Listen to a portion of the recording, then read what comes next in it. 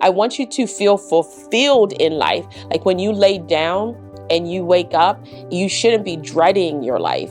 And that's also why it's important that you are able to do the enhancement, making sure that in the different areas you pay attention to what is it that I need to be doing right now.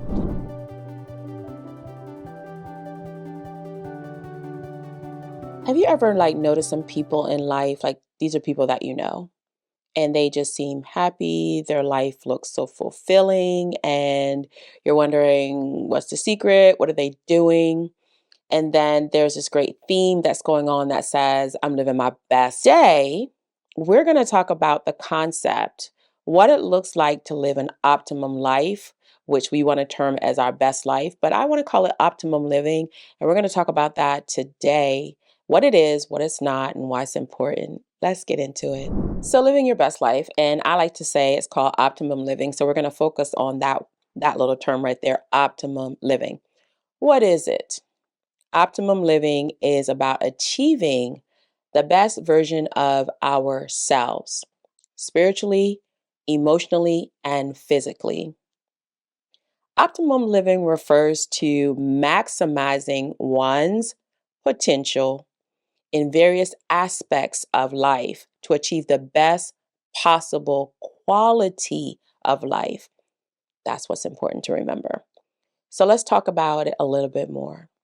It's rooted in the belief that life should be lived fully and meaningfully with a balance that nurtures our whole being.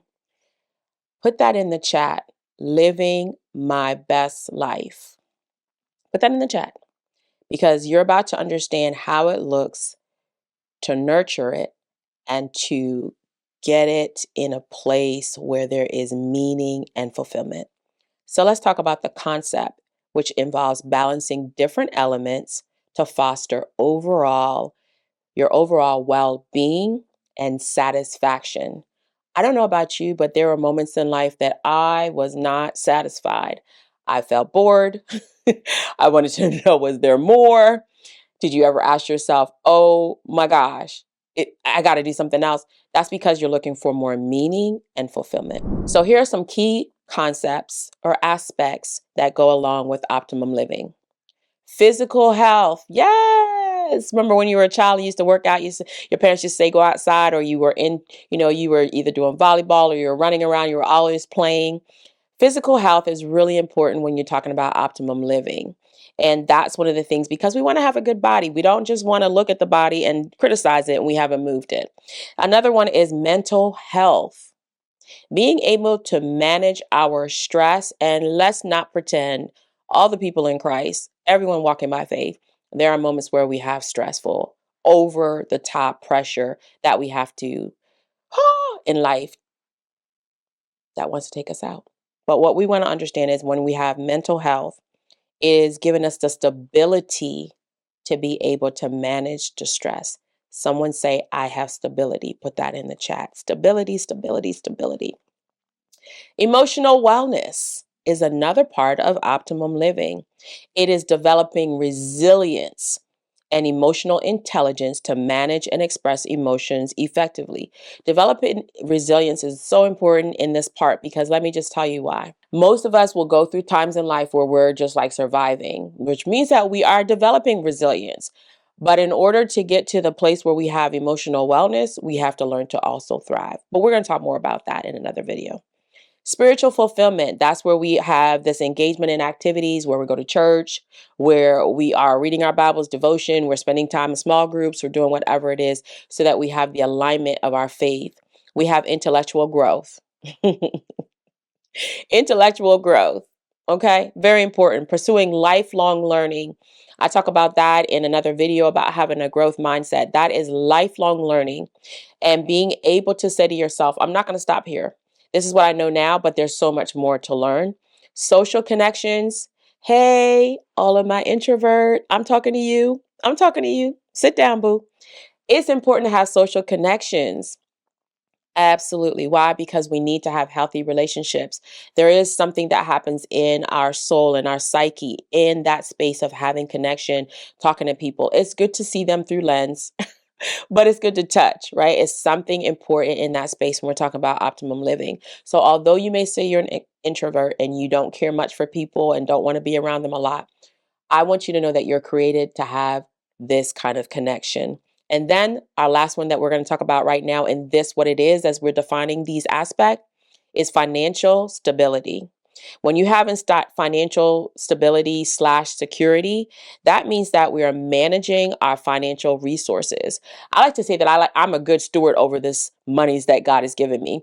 It's not about how much we have, it's about being able to manage it with wisdom, managing it well, right? When we manage our money, whether we get a lot of it or a little, we have to be able to know that that's going to affect our lives in ways that we don't want it to, in negative ways, if we're not going to have what we call financial security. So these are the different aspects that go along with optimum living, and they are what we call the balancing of what we do and how we are fulfilling our lives by being able to nurture each part of those elements. Thank you so much for being a part of this. And listen, I want you to put it in the chat. Optimum living. Because I know that some of you are saying to yourself, I didn't even know that's what I was living. You've been living it. You just didn't realize that you were already on the journey. So put that right there in the chat, optimum living. I always like for us to have understanding. The Bible says, in all you're getting, get understanding. So let's talk about what optimum living is not. Let's talk about what it's not, y'all. So here are a few points clarifying what optimum living is not. It is not perfection. It is not about achieving perfection in every aspect of your life. That's how you drive yourself really in a place where you're overwhelmed, or you even can invoke self-affliction and sadness and depression because you're trying to get in a place of perfection. It's more about striving for balance and health, not perfection. So make sure that you understand we're not talking about having a perfect life, not those photos where everybody looks good, not the reels where everybody looks good, their family is going great. You know, you start privately looking at your life and trying to make it be everything. That's not what we're talking about. Optimal living is also not about material wealth as priority. Nothing wrong with having material wealth. Nothing wrong with you building wealth. While financial stability is a part of optimum living, it does not prioritize your wealth over your well-being. Do not prioritize. I feel like I need to say that again to somebody in the back of the room. Do not prioritize your wealth over your well-being, over your relationships, and over your personal fulfillment. Do you know you can have money in the bank and be miserable? Do you know that you could have money in the bank and have unhealthy relationships? That is not what optimum living is about. It's also not about being selfish or self-centered. This concept encourages personal growth. It's about personal growth and your well-being. It's not talking about how important you are and you saying this is my life and I'm going to live my life. Blah, blah, blah. It's not about those things. It's about becoming the best version of you, but not becoming self-centered, that it's all about you.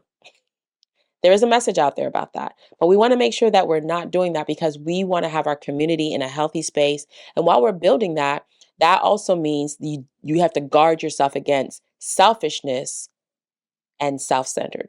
It's also not about being constantly happy, happy, happy, happy, that you don't close your eyes when you get up and be like, I'm happy today. Today I'm happy. Sometimes you have to deal with the sadness before the happiness. Sometimes you have to deal with a moment of despair before hope is rekindled. Sometimes you have to deal with the silent frustration that is taking place in your life before happiness can come back. So it's not about a state of constant happiness. It's about managing the different emotions that you're experiencing. It's a challenge at times, but you have to be able to manage them. And it's also not about a destination, meaning static status that you're here, I've arrived. And sometimes when you're listening to people and they're sharing or they're speaking to you about, I'm here, it took me forever to get here, it took me 10 years to get here. they're at one destination, but there's so many other destinations on this journey of optimum living. So I don't want you to just say, I'm here. I want you to be in a place where you're always looking to adapt to changing, and you're always ready for the stages of your life by saying the next thing and how I'm going to grow here. This is an opportunity for me to flourish. Maybe you came out of a place where you're surviving. So that's why you can't say you've just gotten here. You have to be able to be open to the fact that it is a journey. And again, don't ignore your problems. Don't close your eyes and just be like, poof, they are gone. You have to be able to manage your problems, not avoiding them. Avoidance is not healthy. That's not what optimum living is. It's about encouraging you to face challenges head on and seeking solutions consistently. Those are the things that are not optimum living. So while you're understanding the concept of optimum living without falling into this unrealistic expectation and making yourself feel unbalanced and crazy in life by pursuing things that are not optimum living, I just wanted to make sure that you understood that. And so if you get that, put in the chat, I got it. Just put, I got it. Just let me know you got it, because you may in this moment have heard me say what it's not, and you will have to correct some things, stop some things, and maybe even sit and reflect on, I've really been putting a lot of energy into building something or doing this or doing that. And maybe this is why you're not feeling fulfillment or that you're living a life that's meaningful, because there are other areas of your life that you have neglected. And optimum living is, again, about making sure that we put our potential forward into all the different areas of our lives so that it can flourish. Optimum living, so important. So important. Let me just tell you this. I have had some high moments in life, and I've had some low moments in life. I've gone through some different emotional spaces where I have questioned, what is the meaning of my life? What is going on? I have had things that appear on the exterior of my life where someone may say, oh my gosh, you're doing so good. You've achieved this or you've done this. You're a mom to 7. You're doing great. You started a business. Oh my gosh, you started your business. You're doing this, you're doing that. And there's been moments where those accomplishments actually didn't bring what I thought they were going to bring. And this is the F word, fulfillment. And I want you to know the importance of living your life is not just to make money, make other people happy. It's not just to, leave a legacy or just get married or buy a house or property. It's about living a life that's fulfilling. And you will have to make sure that you are doing that, because fulfillment is something that hits you in the depth of your soul. It hits you in the depth of your heart. It's the kind of joy that comes from small things, not necessarily just checking off all of the goals that you've met. Fulfillment is not about, oh, my task is done. It's about so much bigger. And that's why we're talking about optimum living and what God has designed for it to be in your life. Another thing that we want to make sure that we're aware of why it's important, it actually enhances personal growth and resilience. It enhances personal growth and resilience. And it also, a part of our faith walk in the spiritual aspect, it's very important in optimum living, because if we're not accepting by faith that God has sent Jesus, who died for us, and he ascended and he's sitting at the right hand of the Father. Let's just go spiritual for a moment.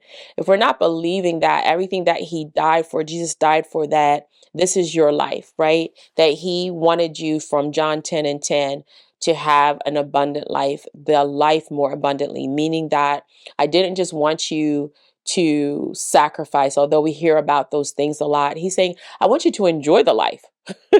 I want you to enjoy your life. I want you to know that there's meaning in life. I want you to feel fulfilled in life. Like when you lay down and you wake up, you shouldn't be dreading your life. And that's also why it's important that you are able to do the enhancement, making sure that in the different areas you pay attention to, what is it that I need to be doing right now? Let me give you this quick story about me.